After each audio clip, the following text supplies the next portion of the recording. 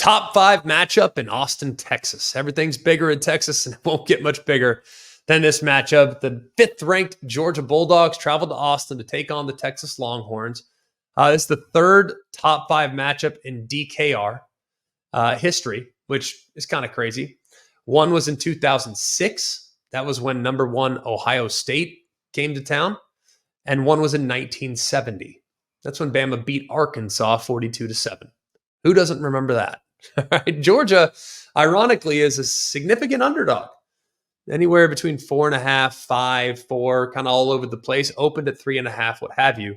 But assuming the line holds, this would snap a 49-game streak where Georgia was the betting favorite. That's the longest by a team since Alabama was the favorite in 81 consecutive games from 2015 through 2021. The last time Georgia was an underdog was week 1 of the 2021 season.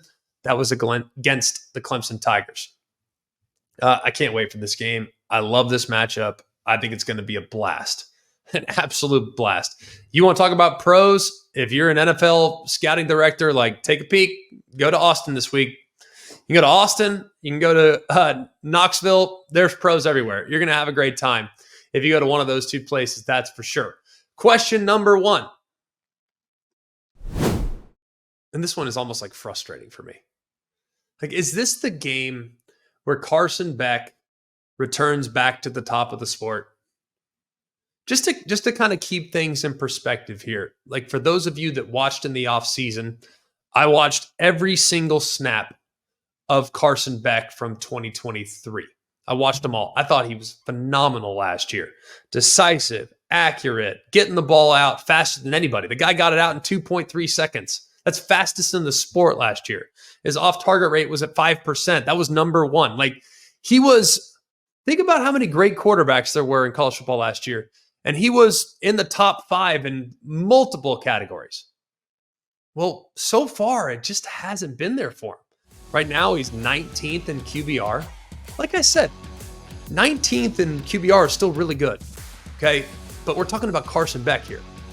A guy that was assuredly considered by Mel Kiper and everybody else to be a top 2, top 3 pick in the NFL draft next year.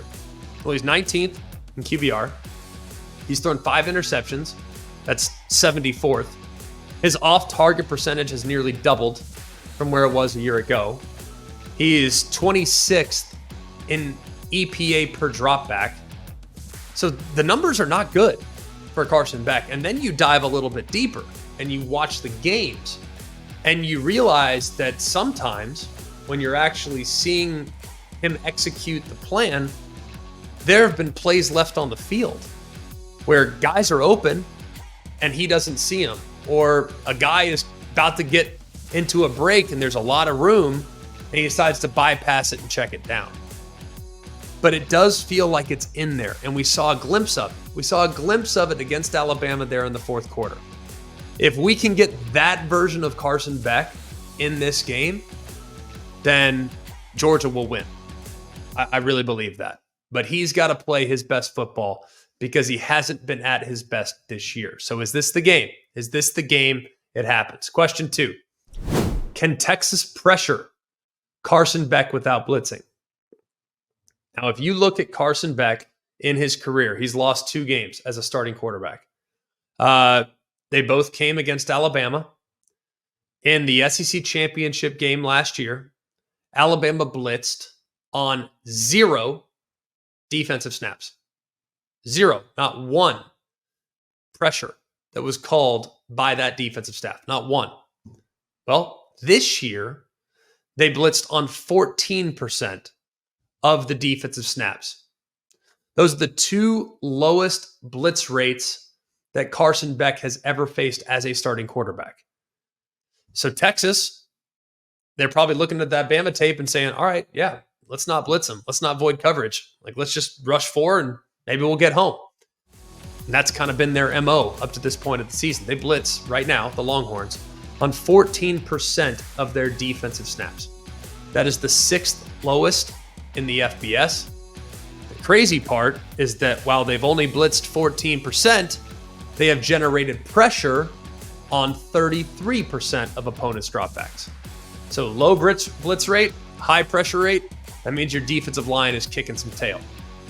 All you got to do is just turn on the tape for about 5 seconds, and you'll see the dudes that are making plays in the backfield. Anthony Hill, Colin Simmons, who is going to be, goodness gracious, this dude. If you haven't watched Colin Simmons, just get ready. You'll enjoy what you see.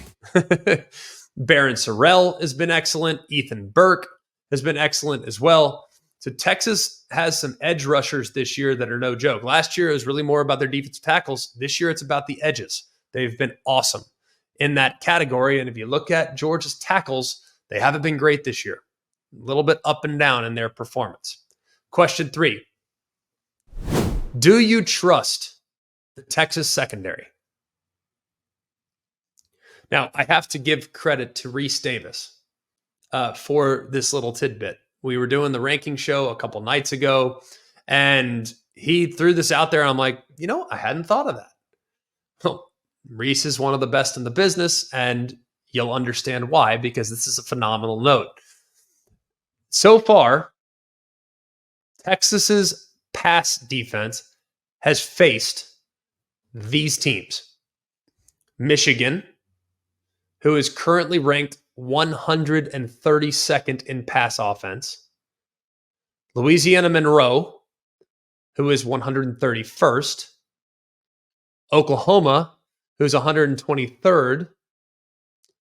Colorado State, who's 102nd.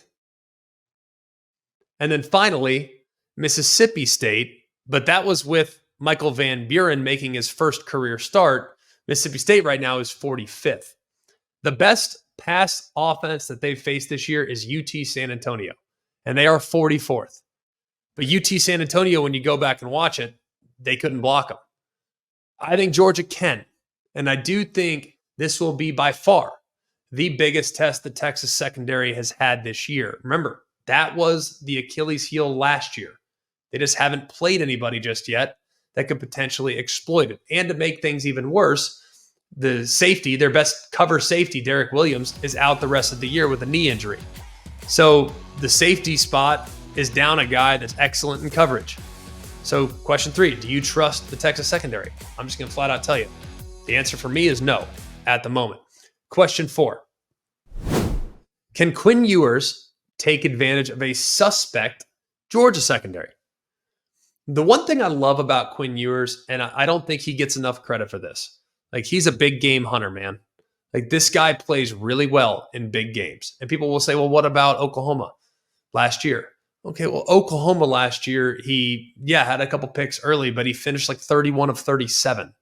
Well, what about Oklahoma this year? Yeah, but I mean, Georgia was coming up, and let's be real, they called off the Dogs. Like, they could have named their score against Oklahoma, and they didn't. So, question 4, can Quinn Ewers take advantage of a suspect secondary? I love how Quinn has played in big games, whether it was the Alabama game last year, where he goes 24 of 38 for 350 and 3 touchdowns, or the Michigan game this year, where he's 24 of 36 for 246 and 3 touchdowns. Neither game had a turnover. Both were comfortable wins. Like, he plays great in big moments. He's also got an outstanding supporting cast. Gunnar Helm has been incredible at tight end for him. Matthew Golden has been awesome. Ryan Wingo, the freshman, man, has he come on. Isaiah Bond, I know he had the ankle injury, re-aggravated it, didn't return, but they're saying it's minor. So here's hoping that he'll be in a pretty good spot. Now, Georgia's secondary gave up 306 passing yards last week. 190 came in the second half. Now, Georgia, if you know about their program, they're kind of all about yards per attempt. That's how they look at it. They gauge success based on yards per attempt. Well, they were 8.3 last week for Mississippi State. That's the second highest Georgia has allowed this year, behind Alabama, who had 11.3. And looking back at last year, they gave up 8.3 yards per attempt only once. And that was by Alabama in the SEC title game. So they've done it twice already, one to Bama, one to Mississippi State. What are they going to do to Texas? That will be a huge question in the game. Couple trends. Georgia's 6-2 against the spread in their last 8 as an underdog, including 4 outright wins. Just something to think about. And then Texas, they're 1-7 against the spread since the FBS FCF split. And that's as a favorite against top 5 teams. That's the worst in the FBS. I have a really strange feeling about this game. I'm going to be honest with you. I think it's going to be high scoring. I think both offenses are going to be able to move the football. I think that Georgia, for whatever reason, is going to play their best football game. Because Georgia, while nobody's really talking about this, no one's really saying the quiet part out loud, Georgia loses this game, and it is far from a foregone conclusion that they're in the college football playoff. Like, they still have to go to Ole Miss. They still have to play Tennessee at home. I mean, it is not a guarantee that Georgia is in the playoff in the event in which they lose this game. Texas, however, things look pretty good for the Longhorns. So you know what I'm getting? I think I'm going to get a desperate Georgia football team. I think I'm going to get Georgia's best punch. And I think Georgia goes to Austin and pulls the upset. It doesn't feel good because when I watch both teams, the level of execution that I'm getting from the Longhorns right now is vastly superior to what I've gotten from Georgia.